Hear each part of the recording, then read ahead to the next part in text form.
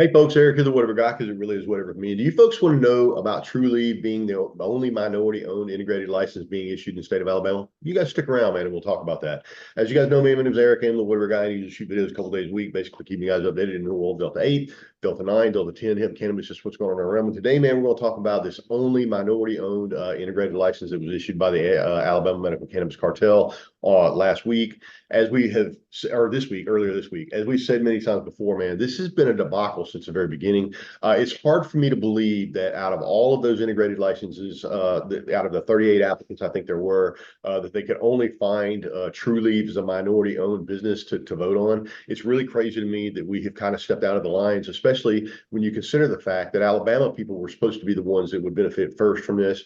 My understanding is that Trulieve, they actually partnered up with someone in the state that is a minority, and that's how they were able to get that license right there. But it's a crazy situation. There's a lot of people asking questions about it, and obviously any post that you see over on social media, man, is getting just a lot of comments, especially about this Trulieve being the only minority-owned integrated facility being issued in the state of Alabama, which is crazy because they're a publicly traded company. For those of you who don't aware, you can actually buy stock in Trulieve, and it's just a crazy situation. It's like, couldn't we find someone in the state that was a minority that like is from the state, like without bringing in a multi-state operator, without bringing in those big conglomerates and stuff like that that really should have been pushed out of the licensing thing from the very beginning, simply because they have lawsuits. There is stipulations in the paperwork, in the rules that bring up things about their past and their laws and the legal challenges, stuff they had, and Trulieve has a bunch of those. So we're going to switch over here to an article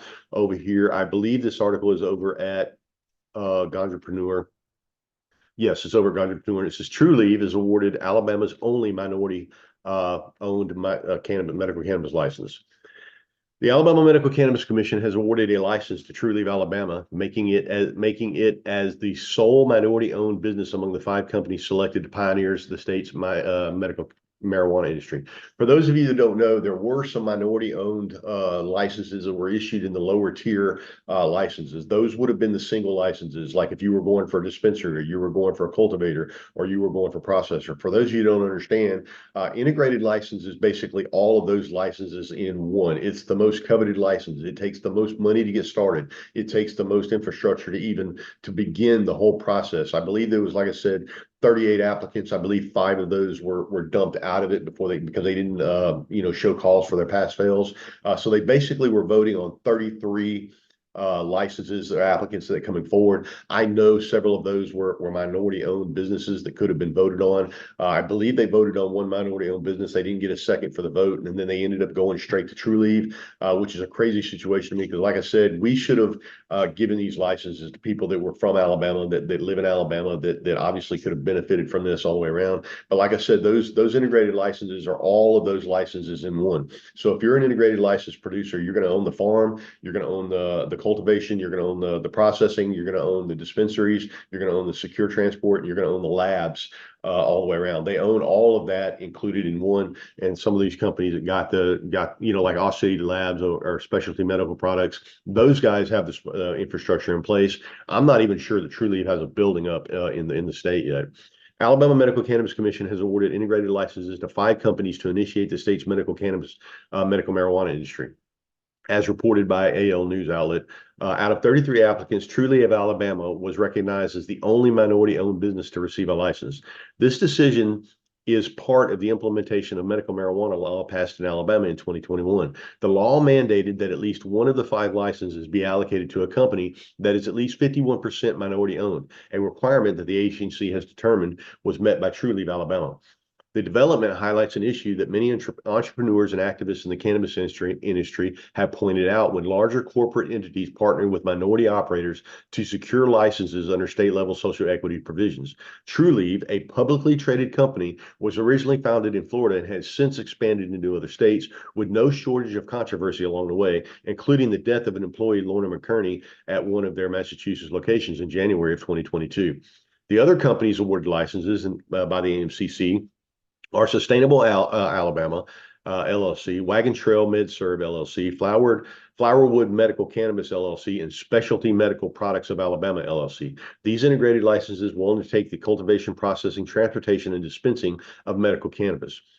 While the licenses have been awarded, they are scheduled to be issued on January 9th following the completion of the necessary procedures, including license fee collection and site inspections by the MCC. Now, they say site inspections by the MCC. My understanding is that those commissioners are not actually the ones that are actually going to get out of their fucking seats and go to the plant.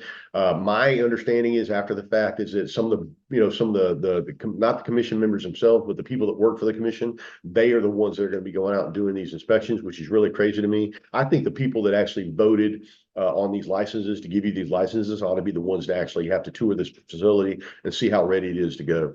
And the thing is they would learn a lot. They would be educated along the way to, especially if they went to a facility like Specialty Medical Products first, they would see all the infrastructure they've got set up. And if they went to another facility, they would immediately see where those other ones are failing.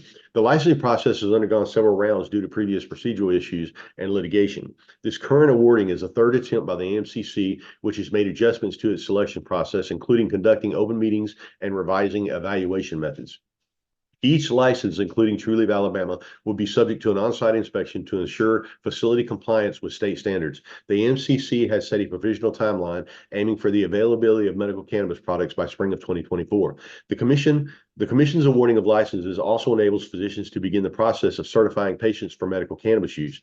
Patients eligible for medical cannabis must meet specific qualifying conditions as outlined in the legislation. The products permitted under the law include various forms such as gummies, tablets, capsules, tinctures, patches, oils, and others. Now, let me just say this, guys. My understanding is that there is no clear path for these doctors to get into a position where they can start prescribing this or even start certifying people for medical marijuana. That is something that Specialty Medical Products has brought up in the past. That is something that I'm not 100% sure on, but my understanding is right now there are no doctors in the state of Alabama that are certified to even give you a certification or a card so you can get a license. So that is something that's going to have to be sorted out on the backside right there. I hope that they understand that this is an issue going forward, because my understanding is right now, unless a doctor actually walks the process all the way through, which is a timely and time consuming and costly process, that we're not even going to have doctors in the state to issue these medical marijuana cards. So hopefully they can get that squared away involved in all of this. All right, folks, this is Thewhateverguy signing off, and I will talk to you guys later, man. Love you. See you.